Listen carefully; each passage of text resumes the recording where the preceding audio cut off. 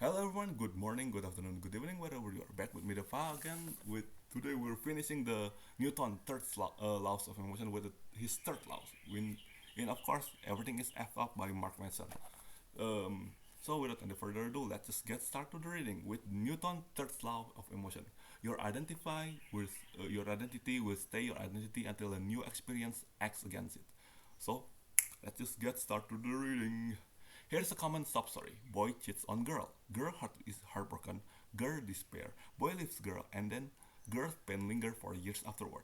Girl feels so bad about herself, and in order for her feeling brain to maintain hope, her thinking brain must pick one of the two explanations. She can believe either that A, all boys are bad, or B, she is bad. Well, crap, neither of those options are good. But she decides to go with option A. All boys are bad because after all, she still have to live with herself. This choice isn't made consciously, mind you. It just kind of have happened. Jump ahead a few years, girl meet another boy. This boy isn't bad. In fact, this boy actually the opposite of bad. He's kind of red and sweet and cares, like really truly cares. But this girl is in conundrum. How can boy like this be real? How can he be true? After all, she knows that all boys are bad because that's the value that she holds. It is true. It must be true. She has the emotional sculpt to prove it. Sadly, the realization of that this boy is not bad is too painful for this girl feeling brain to handle. She convinced herself that he is indeed bad. She nitpicks his tiniest flaw. She notices every errant word, every misplaced gesture, every awkward touches. She zeroes in on his most insignificant mistakes until they stand bright in her mind like a flashing strobe, like screaming, "Run away! Save yourself!" So she does. She runs, and she runs in the most horrible way. She leaves him for another boy. After all boys are bad, so what's trading one piece of badness for another? It means nothing. Boy is heartbroken, boy despair, the pain lingers for years and morphs into shame, and this shame put boys into tough position again, because now he's thinking brain must make a choice, either A, all girls are bad, or B, he is bad. Conundrum, paradox. Our values aren't just collection of feeling. Our values are story. When our feeling brain feels something, our thinking brain start to work constructing a narrative to explain that something. Losing your job just doesn't just suck. You've constructed an entire narrative around it. Your crappy ass boss wrong you after years of loyalty. You give yourself to that company, and what did you get in return? Our narratives are sticky, clinging into our mind and hanging onto our identities like tight, wet clothes. We carry them around with us and define ourselves by them. We trade narrative with others, looking for people whose narrative match our own. We call these people friends, allies, good people, and those who carry narratives that contradict our own, we call them evil enemy. Our narrative about ourselves and the world are fundamentally about A, something or someone values, and B, whether that something or someone deserves a better value. All narratives are constructed basically this way. So bad thing happen to person or thing, and he or it doesn't deserve it. Good thing happen to person or thing, and it doesn't deserve it. Good thing happen to person or thing, and it deserve it. Bad thing happen to person or thing, and then she or it deserve it. Every book, myth, fable, history, all human meaning that's communicate and remember is merely the daisy chaining of this little value-laden narrative, one of the other, from now on until eternity. These narratives we invent for ourselves around what is important and what not, what is deserving and what is not. These stories stick with us and define us. They determine how we fit ourselves to the world, and with each other they determine how we feel about ourselves, whether we deserve a good life or not, whether we deserve to be loved or not, whether we deserve success or not, and they define what we know and understand about ourselves. This network of value based narrative is our identity. When you think to yourself, I'm pretty badass boat captain, hardy R. This is the narrative you've constructed to define yourself and know yourself. It is a component of your walking. That self that you are introduced to other and plaster all over your Facebook pic, your captain's boat, and you do it damn well. Well, and therefore you deserve good things. But here's the funny thing: when you adopt this little narrative as your identity, you protect them and react emotionally to them as though they were inherent part of you. The same way that getting punched will cause a violent emotional reaction. Someone coming up and saying you're a crappy boat captain will produce a similarly negative emotional reaction because we react to protect the metaphysical body that we metaphysical body just as we protect our physical body. Our identities snowball through our lives, accumulating more and more values and meaning as they tumble along. You are close with your mom growing up, and that relationship brings you hopes. So you construct a story in your mind that comes up with partly define you, just as your thick hair, part of your burn out on your creepy toenails define you. Your mom is a huge part of your life. Your mom is an amazing woman. Okay, you owe everything to your mom. Stop talking about my mom, man. The other crap people say at Academy Awards, you then protect that piece of identity as it were part of you. Someone come along and talk crap about your mom, and you absolutely use your mind and start breaking things. Then that experience create a new narrative and value in your mind. You decide to have anger issue, especially around your mother, and now that become inherent part of your identity, and on it goes. The longer we felt a value, the deeper inside the snowball it is, and the fundamental it is how we see ourselves and how we see the world. Like in interest on bank loan, our value compound over time, growing stronger and coloring future experiences. It's not just the bullying from the when you were in grade school that freaked you up. It's the bullying plus the all the self-loathing and narcissism you bought for up to decade worth of future relationship, causing them all to fail. That add up over time, you know. Psychologists don't know much for certain, but one thing they definitely do know is that child trauma sometimes used to end up in bad term places. This snowball effect of our value is why our childhood experiences, both good and bad, have long-lasting effect on our identities and generate the fundamental values that go on to define much of our lives. Your early experience become your core value, and if your core value is are freaked up, they created a domino effect of suckage that extend through years, infecting the experience large and small with their toxicity. When we were young, we have a tiny, fragile identity. We've experienced a little. We've completely dependent on the caretaker for everything. And inevitably, they're going to mess it up. Neglect or harm can cause extreme emotional reaction, resulting in large moral gaps that are never equalized. That walks out and your 3 years old feeling brain decide you were never lovable in the first place. Moms abandon you for some rich new husband and decide that intimacy doesn't exist, that no one can ever be trust. That's pretty sad actually. No wonder Newton was such a cranky loser. And the worst thing, the longer we fell into those narratives, the less aware we are that we have them. They become the background noises of our thoughts, the inferior decorating of our mind, despite being arbitrary and completely made up. They seem not only natural but inevitable. The value we pick up through our life crystallize and form a sediment of on top of personality. The only way to change our value is to have experience contrary to our lives. And any attempt to break free from those values through a new or contrary experience will inevitably be met with pain and discomfort. This is why there is no such thing as change without pain, no growth without discomfort. This is why it is impossible to become someone new without first grieving the loss of who you used to be. No pain, no gain, I guess.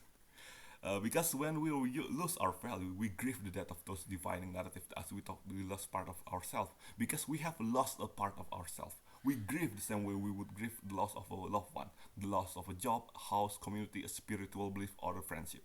There, these are all the defining fundamental parts of you, and when they are torn away from you, the hope they offered your life is also torn away, leaving you exposed once again to the uncomfortable truth of life. There are two ways to heal yourself, anyway. That is to replace the old faulty value with better, healthier value. The first two is to re-examine the experience of your past and rewrite the narrative around them. Wait, did he punch me because I'm an awful person, or did because he is an awful person? Hmm. Re-examining, re-examining re-examining the narrative of our lives allow us to have a do-over, to decide. Maybe I wasn't such a great boat captain ever, and that's fine. Often, with times, we realize that what we used to believe was important to the world actually isn't. Other time, we extend the story to get a clearer view of our self-worth. Oh, she left me because some okay, some bad guy left her and she felt ashamed and unworthy around intimacy. And suddenly, that breakup is easier to swallow. The other way to change your value is to begin writing the narrative of your future self.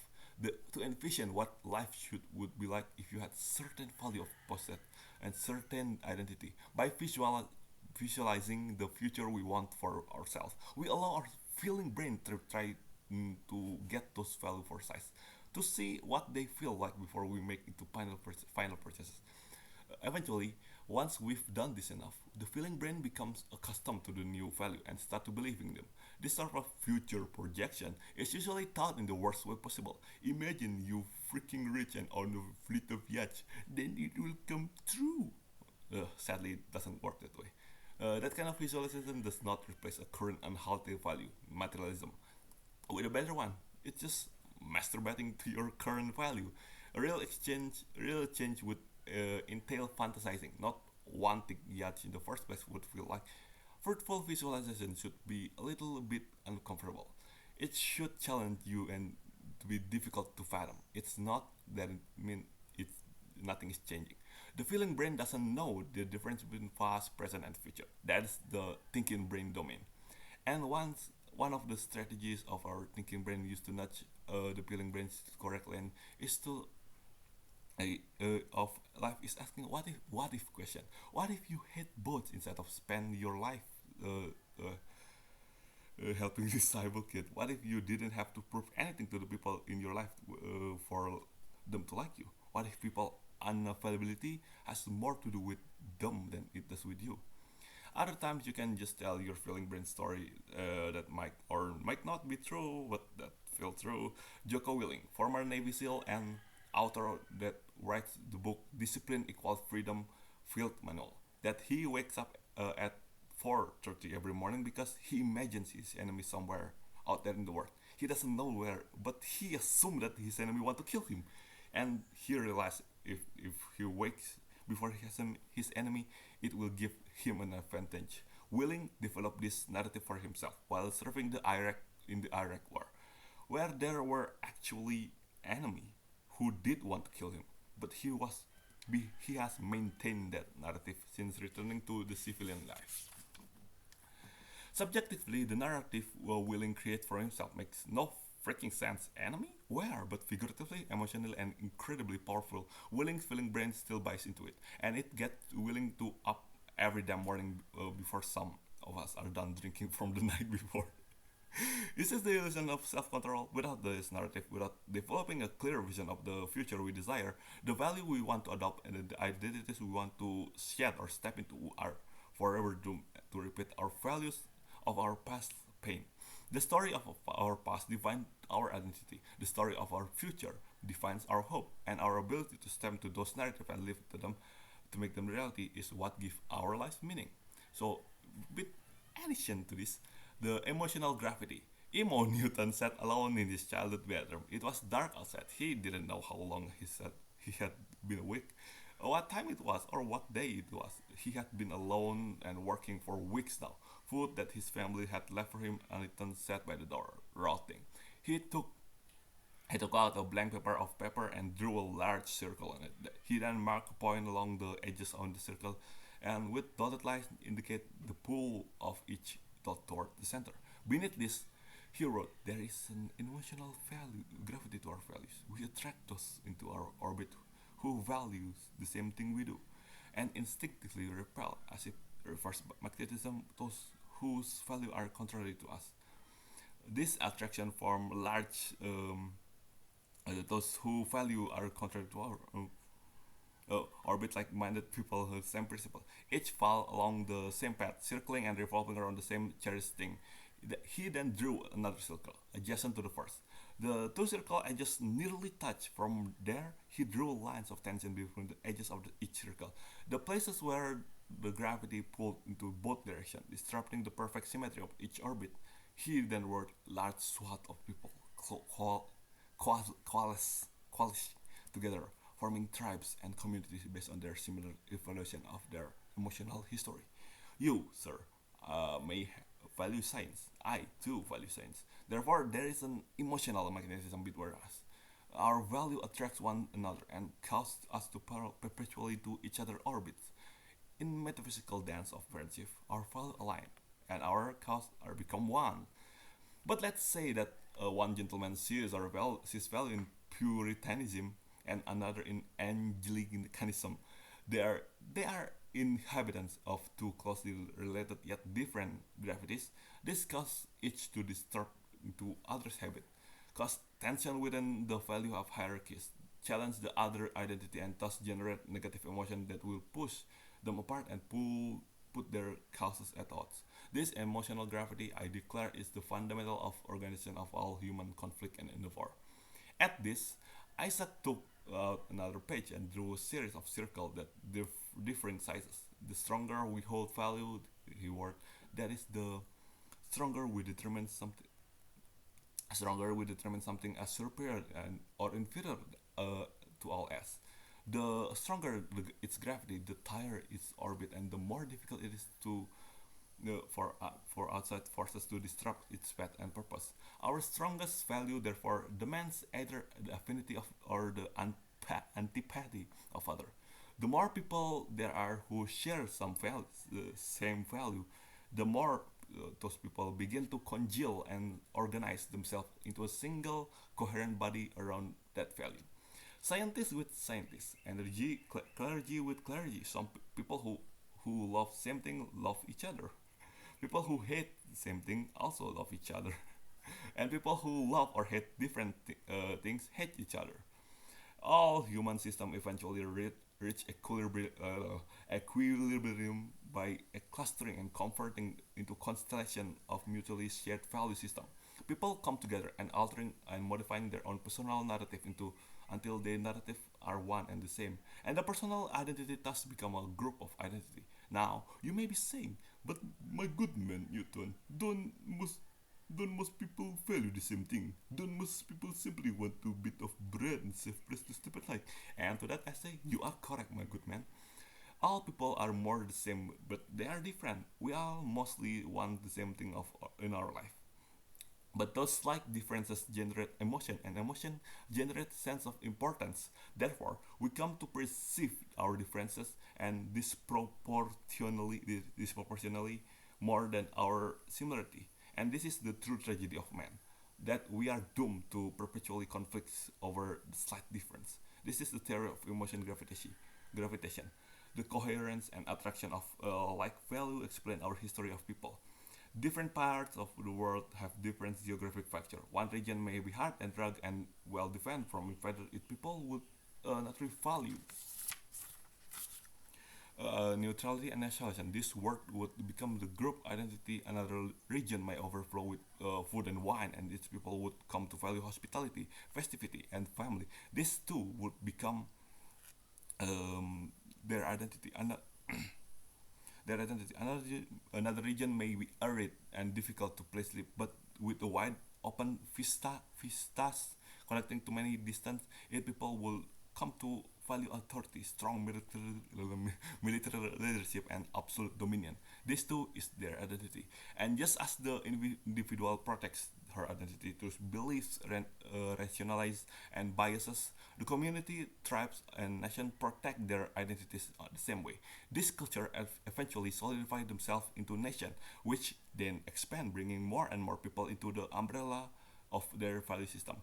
Eventually, this nation will bump up against each other, and the contradictory value will collide. Most people do not value themselves about their cultural and growth values. Therefore, many people are willing to die for their highest value, for their family and their loved ones, their nation, their God, and because of this willingness to die for that value, this collision of culture will inevitably result in war. War is but a terrestrial test of hope. The country of people who have adapted value, maximize their resources and hopes, if people of the best will inevitably become the victor.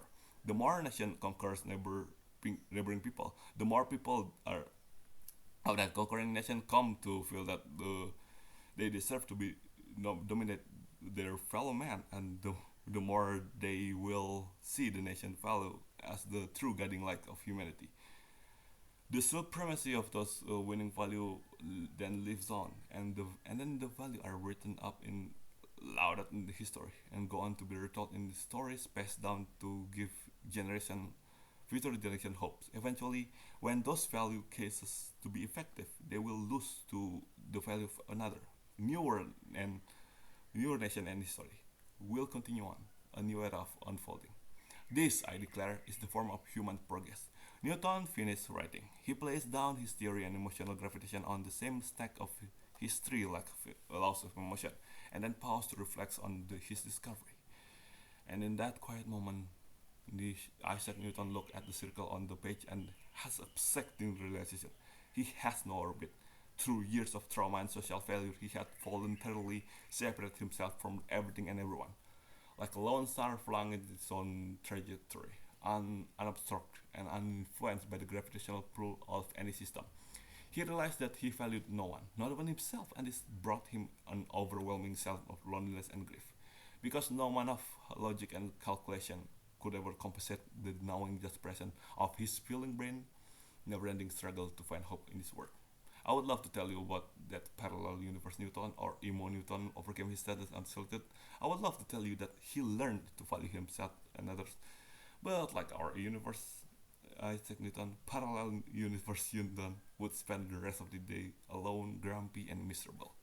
The question both Newton answered that summer of 1666 has perplexed philosopher and scientists for generations. Yet, in a matter of few months, this cantankerous antisocial 23 years old has uncovered a mystery, had cracked the code, and there, one on the frontiers of intellectual discovery. He tossed his finding aside to a musty, forgotten corner of cramped study in a remote backwater village a day ride of North London, and there he discovered would remain, hidden toward collecting dust. That is for the last emotion, laws of emotion by Newton. Pretty heavy, I must say. With just there's so many things to uncover here. Anyway, that is for the laws of motion by Newton. Next week we will still reading this book, but we will read a new chapter. Chapter I personally very excited to read is how to start your own religion. Maybe sound a bit cultish.